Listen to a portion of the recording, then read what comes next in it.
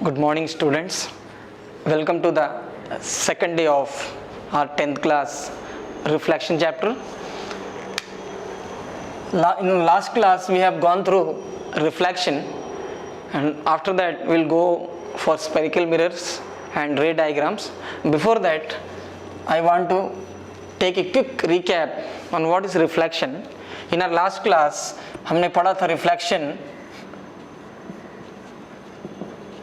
is the bouncing back, B-O-U-N, bouncing back of light by any object. When light is falling, जब प्रकाश किसी वस्तु पे गिरता है वो वस्तु उसको वापस कर देता है. तो बाउंसिंग बैक या वापस आने का जो प्रोसेस है उसको हम बोलते हैं रिफ्लेक्शन. और this is the reason, because of reflection only we can see objects. इसमें दो लॉ थे. First one was the incident ray, reflected ray and normal was in the same plane. Second था theta I is always equal to theta R. Angle of reflection is always equal to angle of incident. So this was the reflection of light. Now we will go to straight away types of reflection. हालांकि ये बहुत important नहीं है आपके lesson में, फिर भी आपको जानना जरूरी है कि रिफ्लेक्शन कितने प्रकार के होते हैं. उसमें सबसे पहला आएगा स्पेकुलर रिफ्लेक्शन, या हिंदी में अगर बोलेंगे तो चमकीला परावर्तन. यानी कि जो साइनी सरफेस होते हैं, स्पेशली ग्लासेस, जो शीशा, मैंने दर्पण के बारे में बोला था, मिरर, जो मिरर्स होते हैं ये जो है हमेशा स्पेकुलर रिफ्लेक्शन देते हैं. यानी कि जो रिफ्लेक्शन एकदम क्लियर हो, जिसकी पिक्चर एकदम क्लियर हो, वो स्पेकुलर रिफ्लेक्शन की कैटेगरी में आता है. और ये ज़्यादातर जितने मिरर्स हैं ये देते हैं. लेकिन इसमें एक बात मैं आपको बताना चाहूँगा, 100% रिफ्लेक्शन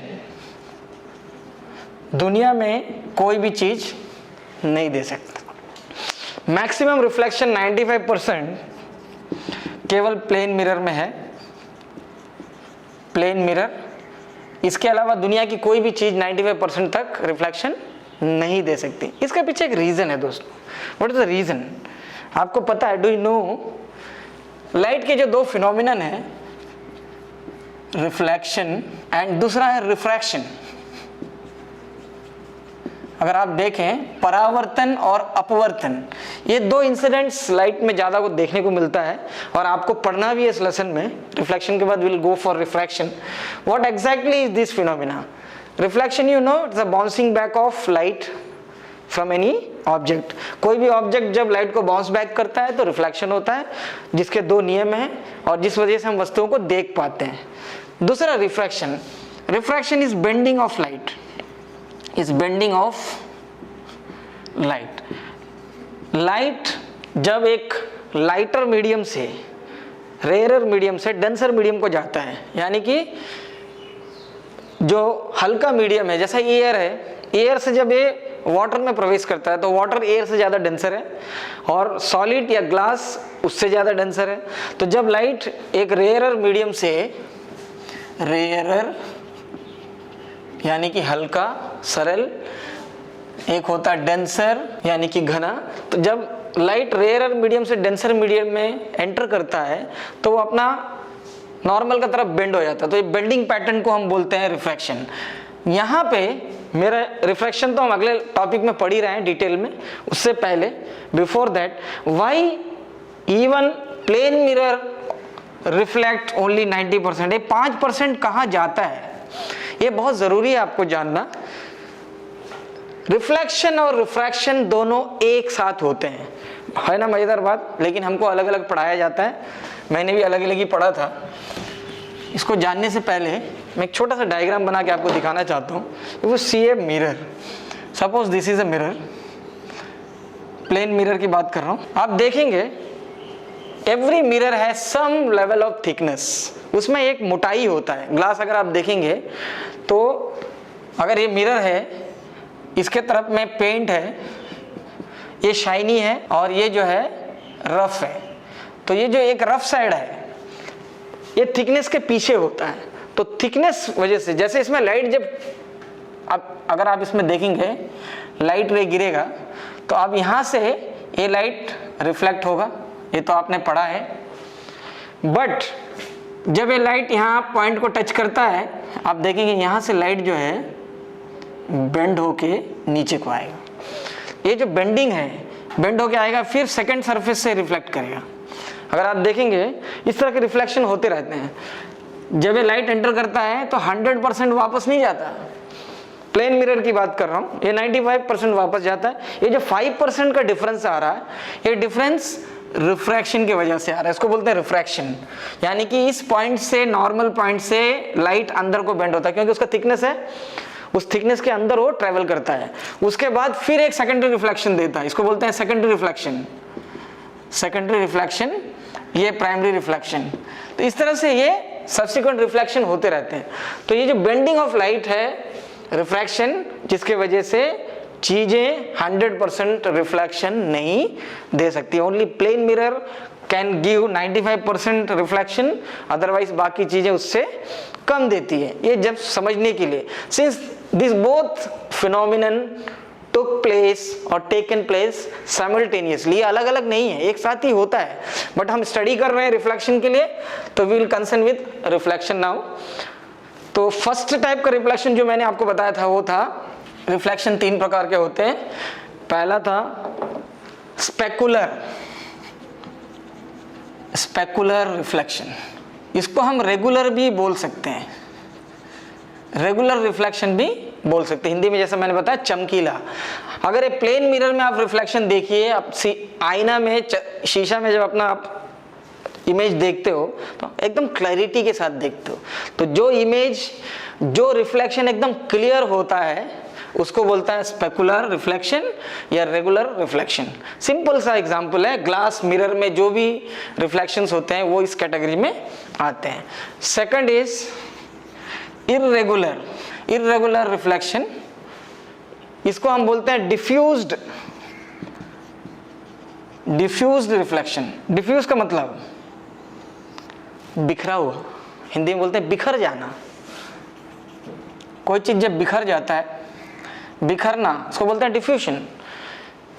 जब आप देखेंगे कोई इर्रेगुलर सरफेस है, मान लीजिए इस मिरर को ही, मान लीजिए यही मिरर है, इस मिरर में अगर गंदगी जम जाए, डॉट्स आ जाए, सरफेस खराब हो जाए, यानी कि इसकी पीछे की पेंटिंग अगर खराब हो जाए तो आपको देखिए उसमें धब्बे दिखाई देंगे, स्पॉट्स दिखाई देंगे।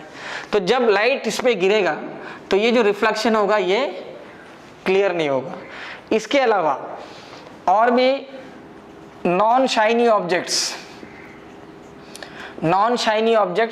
यानी कि आप स्टील का बर्तन आप नया खरीद के लाते हैं, थाली, आप उसमें देखिए आपको शक्ल थोड़ा बहुत दिखाई देगा, अपना चेहरा, लेकिन कुछ दिन यूज करने के बाद उसमें आपका चेहरा नहीं दिखता, क्योंकि आप उसमें देखेंगे उस बर्तन के अंदर बहुत सारे दाग, खरोच, कट्स, डर्ट्स, तो सरफेस उसका शाइनीपन खराब हो जाता है। तो जो सरफेस कम शाइनी होता है, दो surface which have less shine या फिर नॉन शाइनी होते हैं, ऐसे सरफेस से जो रिफ्लेक्शन होता है उसको बोलते हैं इर्रेगुलर रिफ्लेक्शन या डिफ्यूज्ड रिफ्लेक्शन। इसमें हमको इमेज क्लियर नहीं दिखाई देता। इमेज हमको कैसा दिखता है, इसमें ब्लर दिखता है, इट्स कॉल्ड ब्लर। इसको हम बोलते हैं, इसमें खाली हम क्या देखते हैं, इल्यूमिनेशन, इसको बोलेंगे अंग्रेजी में इल्यूमिनेशन। केवल हमको एक लाइट का स्पॉट दिखाई देगा, लाइट का धब्बा दिखाई देगा, हमको लगेगा कि हाँ कुछ वहाँ पे चमक रहा है, लेकिन एग्जैक्टली क्या चमक रहा है उसका इमेज या प्रतिबिंब आपको नहीं दिखाई देगा, because of non shiny surface. तो when light reflects from an irregular surface, इसका बढ़िया एग्जाम्पल मैं आपको देता हूं। मान लीजिए एक पॉन्ड है या लेक है या रिवर है या आपके घर में पानी का टैंक है, जब इसमें पानी जो है स्टिल मोड में होता है, स्टिल मोड मतलब बिना डिस्टर्ब किए, तो आप उसमें देखेंगे कि आपको आसपास के पेड़, ट्री या बर्ड्स, ये सारा का इमेज दिखाई देगा। तो उसको बोलते हैं रेगुलर, क्योंकि पानी स्टिल है, क्लियर है, बिना डिस्टर्ब किए हुए, तो आपको उसका पिक्चर का रिफ्लेक्शन क्लियर दिख रहा है। स्पेकुलर, लेकिन उसको आप थोड़ा सा ऐसा फिंगर डाल के डिस्टर्ब कर दें तो you will see the waves created on the surface of the, इसके ऊपर में आप जैसे फिंगर डालेंगे या डंडा ऐसा डालेंगे या पत्थर डालेंगे तो उसके अंदर वेव्स क्रिएट हो जाएंगे।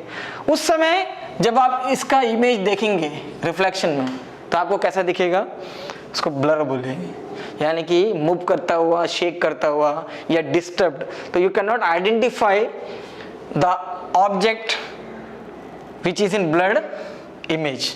जो ब्लर इमेज में है या अस्पष्ट है, क्लियर नहीं है, आप आइडेंटिफाई नहीं कर सकते। इसी को बोलते हैं इल्यूमिनेशन। तो हमको चीज चमकता हुआ दिखाई देगा, हमको लगेगा something is there, but you cannot identify the exact image of the object when this is in irregular reflection, or it is called diffuse reflection. We'll come to go to number 3. We'll go to number 3, that is multiple reflection. That is multiple reflection. Third one is multiple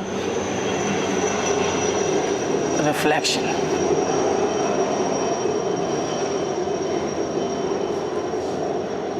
पुनः परावर्तन। पुनः परावर्तन, अगर reflection continue होते रहे एक के बाद एक नॉन स्टॉप, तो उसको हम बोलते हैं multiple reflection.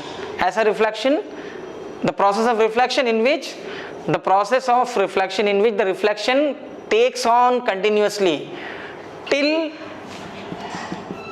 the intensity of the light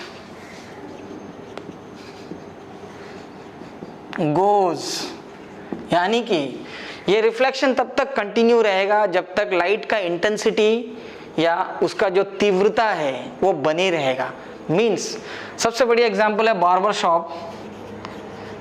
barber shop में या स्पा में आपने देखा होगा, आप दो मिरर के बीच में बैठते हैं। When an object is placed between two mirrors, इसके बीच में अगर ऑब्जेक्ट बैठा है तो आपको इसका रिफ्लेक्शन पीछे बहुत दूर तक दिखाई देगा, सामने बहुत दूर तक दिखाई देगा।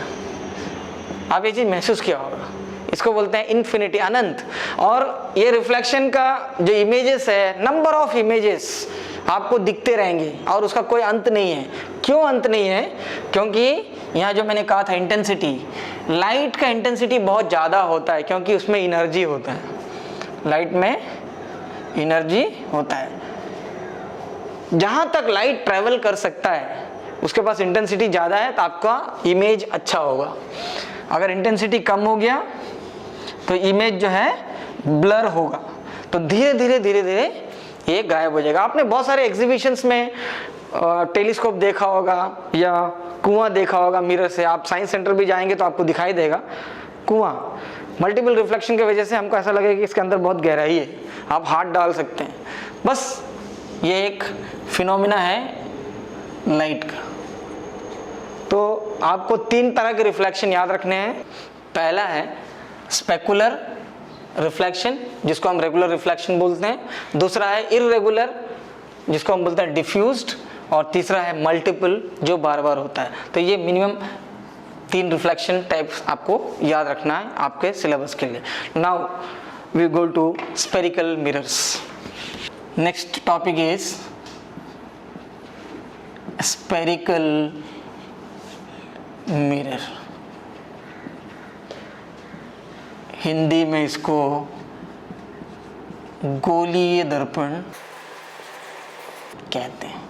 नाम से ही आपको पता चलता। आपने सो फार इन योर प्योर क्लासेस छोटी क्लासेस में आपने प्लेन मिरर पढ़ा होगा, प्लेन मिरर इस लेसन में नहीं है, तो हम स्फेरिकल मिरर की तरफ चलते हैं। स्फेरिकल का मतलब what is sphere? Sphere means गोल वस्तु, something is round is called sphere. When mirrors are of these shapes, when you cut a part of the sphere,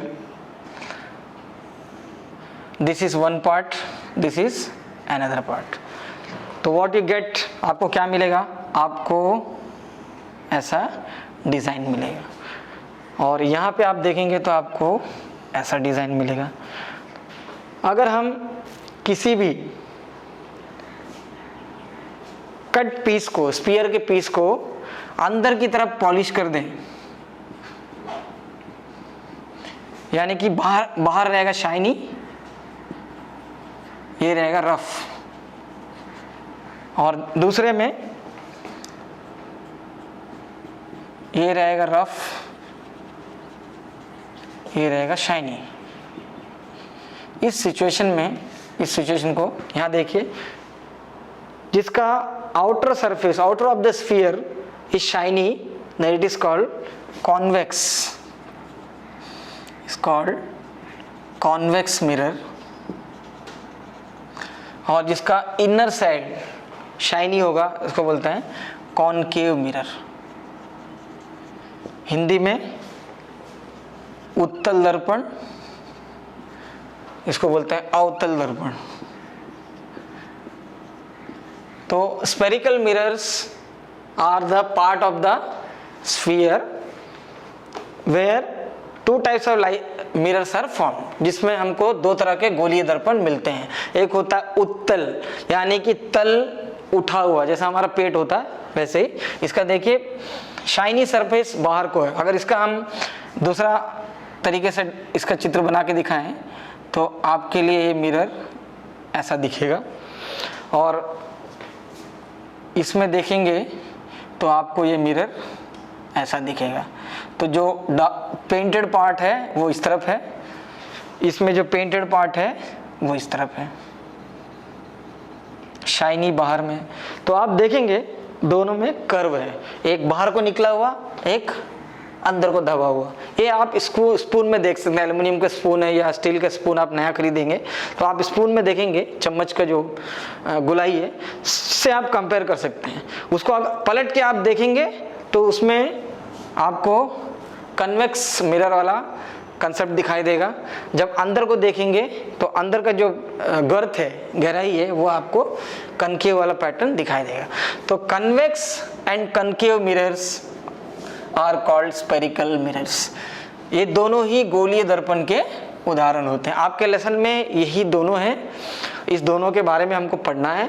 और इसमें कितने प्रकार के इमेजेस बन सकते हैं डिफरेंट पोजीशन पे, और इसका मिरर फॉर्मूला क्या है, हम सवाल कैसे हल कर सकते हैं, यही इस लेसन में हमको देखना है। तो अभी हम चलते हैं रे डायग्राम पे। आपने देख लिया जस्ट एग्जाम्पल के लिए कन्वेक्स मिरर और कनकेव मिरर, किस तरह से ये स्फीयर के हिस्से हो सकते हैं, या आप इसको डायरेक्ट भी आधा कर दें तो कोई दिक्कत नहीं। अगर आप इसको फुल आधा कर देंगे तो भी, मैंने तो आपको समझाने के लिए एक पार्ट दिखाया, अगर आप इसको हाफ कर दें तो एक हाफ अंदर को शाइनी होगा, एक हाफ बाहर को शाइनी होगा। तो ये हो गया कन्वेक्स, ये हो गया कनकेव। अब हम चलते हैं रे डायग्राम। किसको बोलते हैं रे डायग्राम? चलिए हम देखते हैं रे डायग्राम ऑफ स्फेरिकल मिरर्स। रे डायग्राम को हिंदी में बोलते हैं किरण आरेख। किरण आरेख हमको जानना है। इसमें आगे बढ़ने से पहले हम रे डायग्राम कैसे बनाते हैं किसी भी मिरर का, उसके कौन कौन से पार्ट्स हैं, और कनकेव और कन्वेक्स मिरर में कि इसमें पोजीशनिंग क्या है। तो जब भी हम दो मिरर की बात करते हैं, कनकेव मिरर मैंने अभी भी कहा था, जिसका अंदर साइड शाइनी है और बाहर रफ है, और इसको इस तरह से हर मिरर को हम इसलिए दिखाते हैं, असल में इसमें बाल नहीं लगे होते हैं, ये बाल नहीं है, बट ये समझने के लिए है कि ये रफ सरफेस है, ये रफ है और ये भी रफ है, बार बार इसको एक बार आप समझ लीजिए। इसको आप जो है ऐसा पेंट करके भी दिखा सकते हैं, बहुत सारे फिगर्स में, चित्र में आपको पेंट भी मिलेगा मोटा सा समझने के लिए। अगर यहाँ पे देखें, सबसे पहला रे डायग्राम में हम आइडेंटिफाई करते हैं सेंटर पॉइंट, जिसको हम बोलते हैं P या पोल, इसको बोलते हैं पोल, या दोनों का साथ मैं करके जा रहा हूं। यहां पे अगर आप देखेंगे कनकेव मिरर यानी कि अवतल दर्पण में जो भी प्रतिबिंब बनता है, इमेज बनता है, वो शाइनी सरफेस की तरफ बनता है। इसलिए इसमें जो रे डायग्राम हम प्लॉट करेंगे ये वो इस तरफ को करेंगे, जबकि कन्वेक्स में ये अंदर को होता है। यानी कि कन्वेक्स मिरर आप जब देखेंगे तो आपको उसके अंदर चित्र दिखाई देंगे, ऐसा लगेगा कि ग्लास के अंदर में चित्र है। तो ये इसके पीछे साइड बनता है मिरर के हमेशा, क्योंकि ये दोनों का पोजीशनिंग अलग है, इनका कट अलग है, एंगल्स अलग है, यही डिफरेंस है दोनों में। सबसे पहले इसमें सबसे पहले एक पॉइंट होता है सेंटर पॉइंट, जिसको हम बोलते हैं पोल। थोड़ा सीधा खींच लेते हैं लाइन ताकि आपको समझने में आसानी हो। दूसरा ऐसा, अभी भी मैंने कहा था दोनों में फर्क क्या है। ये कन्वर्जेंट होता है, एक शब्द है कन्वर्जेंट, और ये होता है डाइवर्जेंट। कनकेव मिरर हमेशा कन्वर्जेंट होते हैं, यानी कि जब भी इसके ऊपर में लाइट गिरता है तो रिटर्न आते समय ये लाइट को मिक्स कर देता है, नज़दीक लेके आ जाता है। तो जब चीज़ें नज़दीक आती हैं, क्लोज आते हैं, तो उसको बोलते हैं कन्वर्जेंस।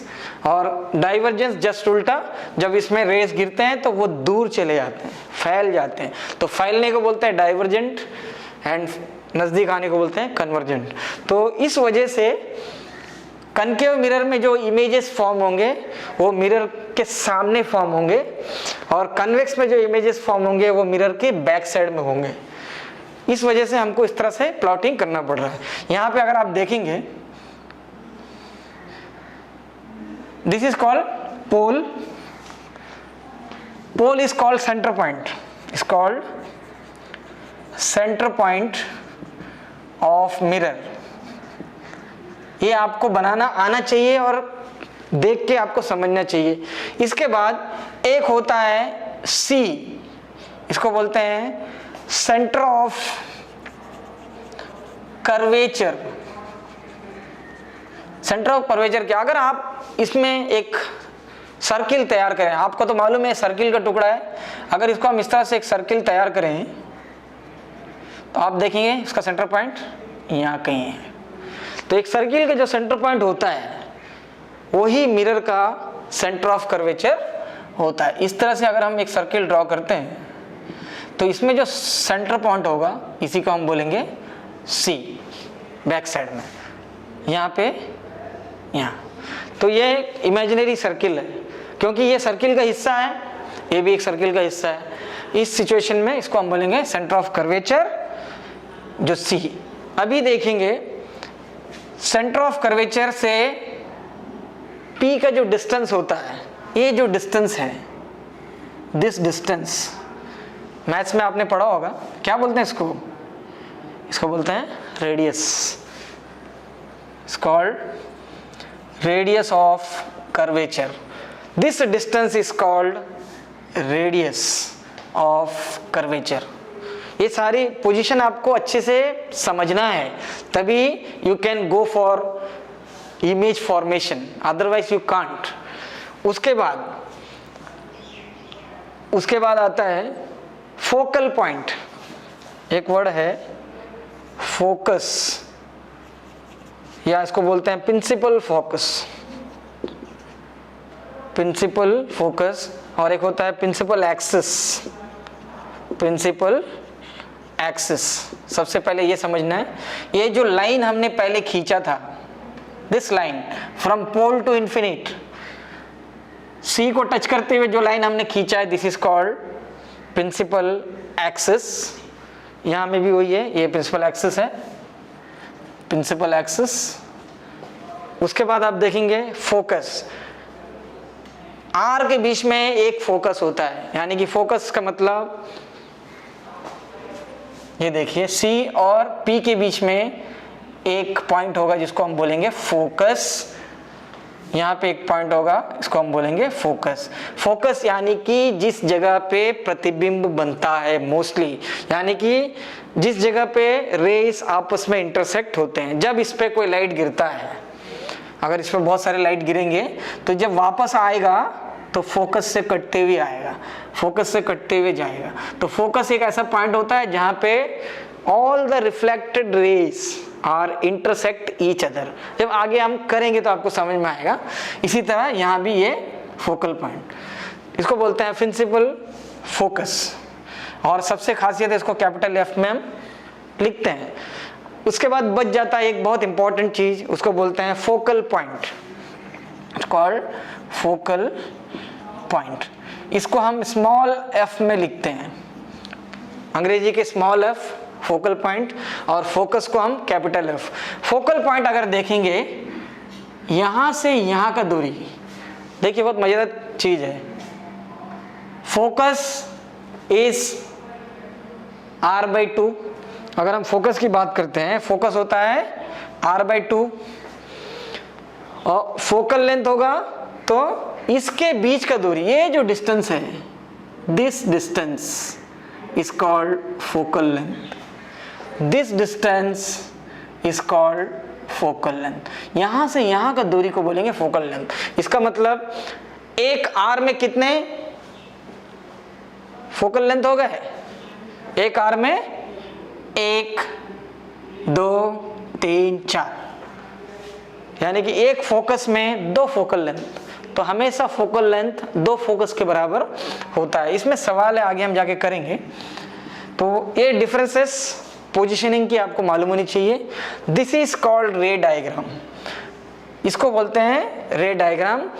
जब हम इसमें रेस प्लेस करेंगे इस तरह से, अगला एक डायग्राम बना के मैं आपको दिखाता हूं, या आप खुद भी प्रैक्टिस कर सकते हैं। तो आपको बहुत इंपॉर्टेंट है रे डायग्राम में मिरर की positioning. Concave mirror, curved portion जो इनसाइड पॉलिश्ड होता है, इसलिए इसमें जो इमेज बनते हैं मिरर के फ्रंट में बनते हैं, और उस इमेज को हम बोलते हैं कन्वर्जेंट इमेजेस, क्योंकि इसमें जो लाइट रेज होते हैं कन्वर्ज हो जाते हैं, नज़दीक आते हैं। और जहाँ कन्वेक्स मिरर की बात करते हैं हम, कन्वेक्स मिरर में अनपॉलिश्ड सरफेस, यानी कि अंदर की साइड में ही इमेज बनता है। जब आप ऐसे मिरर देखेंगे तो आपके उसके अंदर में आपको पिक्चर नजर आएगा, इमेज नजर आएगा। इसलिए इसमें जो भी इमेज फॉर्मेशन होता है वो अंदर साइड में होता है, क्योंकि ये डाइवर्जेंट व्यू दिखाता है, यानी कि चीज़ों को फैला देता है, लाइट रेस को फैला देता है। तो ये पॉइंट्स हैं, ये पॉइंट्स हैं पोल, सबसे बड़ा प्राइमरी जिसके ऊपर में प्रिंसिपल एक्सिस होता है।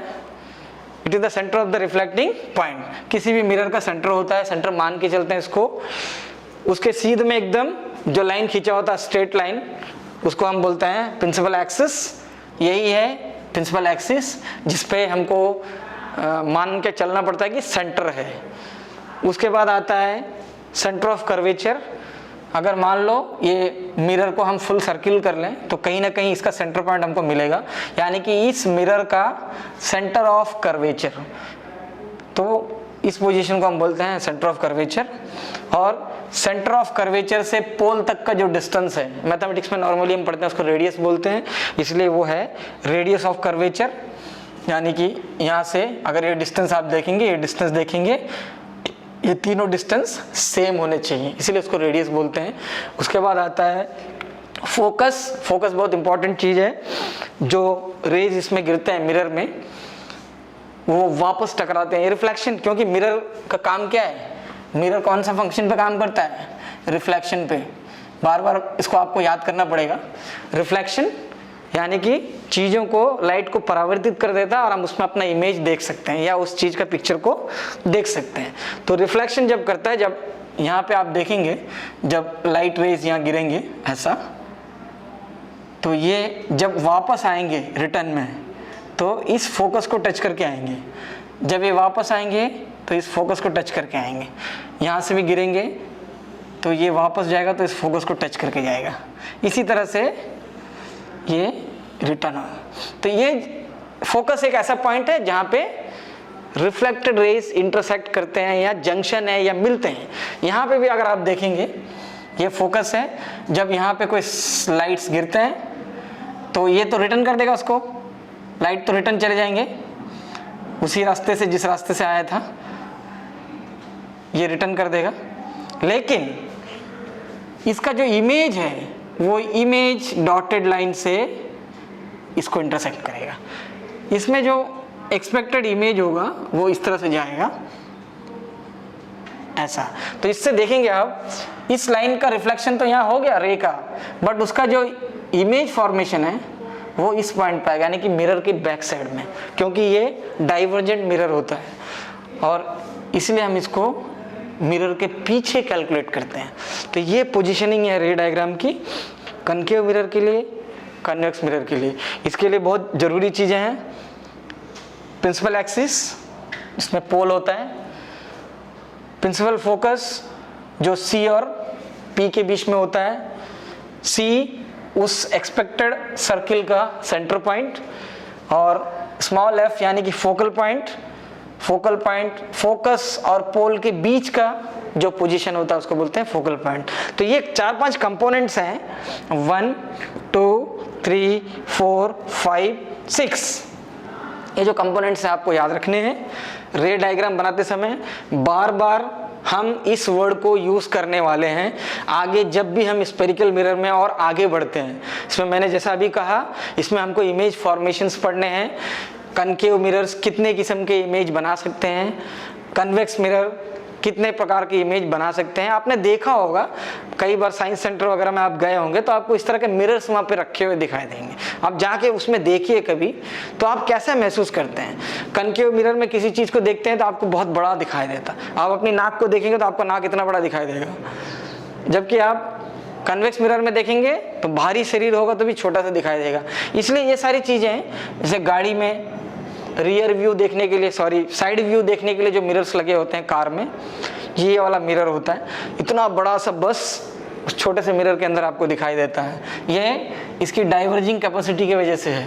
और किसी छोटे चीज़ को बड़ा करके देखना है तो हम इसमें कनकेव मिरर यूज़ करते हैं। तो इसमें कौन से ऐसी प्रॉपर्टीज़ हैं, रिफ्लेक्शन में क्या क्या होता है, किस प्रकार के रिफ्लेक्शंस इसमें होते हैं, क्योंकि मैंने आपको पहले बोला था प्लेन मिरर में रिफ्लेक्शन डिफरेंट है, स्पेरिकल मिरर में रिफ्लेक्शन डिफरेंट है। रिफ्लेक्शन का नियम इसमें भी सेम है, इसमें भी सेम है, उसमें भी सेम है, बट काम करने का तरीका अलग अलग है, क्योंकि इसका बनावट देखिए आप, इसका जो डिज़ाइन है, ये डिज़ाइन डिसाइड करता है कि मिरर का इमेज कैसा होगा, ऑब्जेक्ट्स का इमेज कैसा होगा, इंप्रेशन कैसा होगा, किस चीज़ को हमको सेंटर से कितना दूर रखना है, फोकस से कितना दूर रखना है, फोकस से कितने पास रखना है, कितना हाइट पे रखना है। तो ये सारी चीज़ें डिसाइड करती हैं कि मिरर में इमेज कैसे बनता है। So this is about ray diagram. ये ray diagram is nothing but the traces of path. Just एक डेफिनेशन में लिख देता हूँ छोटा सा।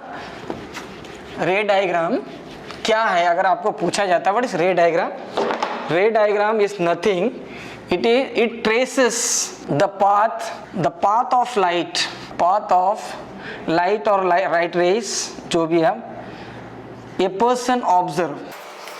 आप किसी भी मिरर में किसी इमेज को ऑब्जर्व करते हैं तो उसके रास्ते कैसे हैं, लाइट कहाँ से जाता है, कितनी दूरी से जा रहा है, कितनी ऊंचाई से जा रहा है, और किस प्रकार का इमेज बन रहा है, ये सारे चीज़ को जो स्टडी करने का एक आउटलाइन है, उस आउटलाइन को हम बोलते हैं रे डायग्राम या किरण आरेख। तो इसको हम स्ट्रेट लाइन, लाइट रे को एरो करके हम दिखाते हैं, आपको पता है, स्ट्रेट लाइन को हम ऐसा करके दिखाते हैं। ये सारे सिंबल्स हैं जिसके वजह से हम ये डायग्राम बना के आपको समझा सकते हैं कि एक्चुअली में जब इमेज बनता है स्पेरिकल मिरर में, चाहे कनकेव हो या कन्वेक्स हो, तो किस तरह से बनता है।